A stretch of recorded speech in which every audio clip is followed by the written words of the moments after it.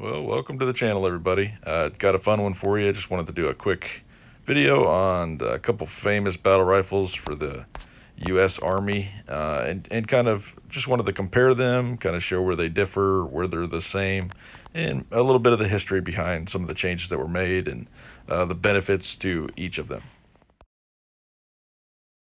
So this is going to be a comparison between the old M1 Garand, the classic 30-06 rifle that was created around World War II era by Mr. Garand, which is how the rifle is actually pronounced. And then we've got a clone of the M16 style rifle that was created by Eugene Stoner. And this one's going to be a 5.56 model. And so I just want to kind of walk through some of the comparisons on both. Right now, I'm just showing up some differences on the safety mechanism. The M1's got one right in front of the trigger guard, while the AR-15 M16 style is on the side of the receiver. Preference goes, I would go with the M16 style safety. It's just a little bit more ergonomic for me. I can manipulate it while in my normal grip. The M1 Garand, you have to use your index finger and kind of move it around to the front. Now, it does make a loud audible click, which isn't always the best in a combat situation when you need to be silent. But overall, considering when they were made, both do the job, and it's perfectly satisfactory to me. Now, the M1 style charging handle's a big piece sticking off the side there that you can pull back and load your rounds with, while the M16 style is a T shape in the back, which allows for basically ambidextrous loading and all that. Now, the bolt on the M16 style is going to be like a blowback type. On top of it, you can see there's that little piece. Well, that basically fits itself into the gas tube, and the gases come back through the barrel, which force the bolt backwards. On the M1 Garand, it's going to have a reciprocating charging handle, while the M16, the charging handle doesn't move back and forth. The M1 does, so you just have to keep yourself clear of that. And that's how you cycle the rounds, and it ejects them and reloads a new one. Now, the rear sights on the M1 style are really nice. They were upgraded from the original versions, but these you can adjust manually for windage and elevation, all from the rear, which is really, really nice. And they've got a good peep sight aperture on it for battle sighting and battle accuracy and all that. Now, an interesting experience I had with the M1 sights was during a high-power CMP match that I was taking part in. Fired my first shot, and it was really high left, which was unusual. I hadn't gotten a chance to sight it in recently, so I thought it was still, hitting point of aim from when I last used it.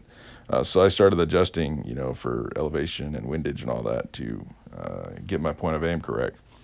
Well, the next following shots were all bottom right. So then I started getting really confused on what happened. And then after looking through the spotting scope, the initial shot that was high left was now gone, and it had moved somewhere else on the paper. It's at that point that I realized that a fly viewed at 200 yards looks about the same as a 30-06 round hole through the paper. So apparently there was a fly on my page, and I had missed the actual impact spot in the black. And so I had moved all of my windage and elevation for nothing, and then I had to try to quickly remember how much did I put on for elevation, how much did I put on for windage, and all that. So it was a big catastrophe there, and it kind of caused me to have to really scramble to get back on target. Now, what really makes the M1 Garand classic in every movie that you see is the old M-block 8-round clips that it's loaded with. Here I've got some dummy rounds that are specifically made for just practice and, function checking and all that. But the way you load it is you want to hold the charging handle back with the meaty part of your hand there, so you can avoid getting the old Garand thumb with it crushed inside. It's easy to do. I've done it once before while cleaning it. Once you've got it pushed down, you can smack the operating rod and send one home. And then you're good to go and you're ready to fire. Now, not all of them will stay back when you push the clip down, but that's why you've got your hand held just in that certain spot, so that when you pull your hand out, that's when the operating rod can go home. Now, what really makes the M1 Garand such a classic is the old ping that you see in all the movies and everything, from when the M-block clip is emptied and it is ejected out the top. And of course, the famous urban legend that the Allies would often take an empty clip and bang it against their helmets so that it sounded like the ping of an empty weapon, which would cause the Germans to come up out of their positions and attack, often causing them to be wiped out as the Allies were fully loaded and ready to go. This has been found to probably not be very accurate, considering during the ongoing battles, the odds of hearing the actual ping with the adrenaline going and the sounds of battle and other rifles being fired is slim to none.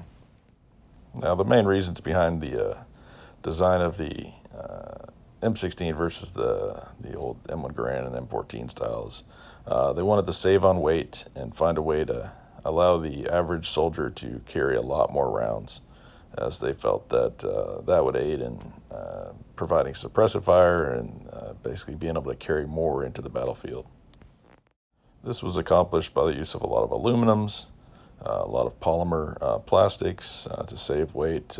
Where wood would be on the M1 was replaced by a lot of the black plastic you see there. Though the 5.56 round did not have the stopping power of a 30-06 cartridge, they believe the value of having a lot more rounds on the individual soldier outweighed that in the battlefield.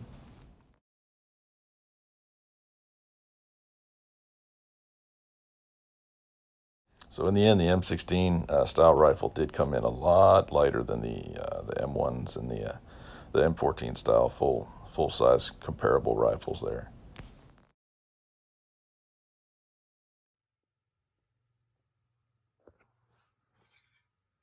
By moving from the M-block clips to the box cartridges you see here, the M16 style was able to keep the rounds a little bit more protected from the elements than in the clips. It also enabled faster reloading, as it was easier to get in and out of their pouches versus the clip, which was often hang up on things as they're trying to get it out.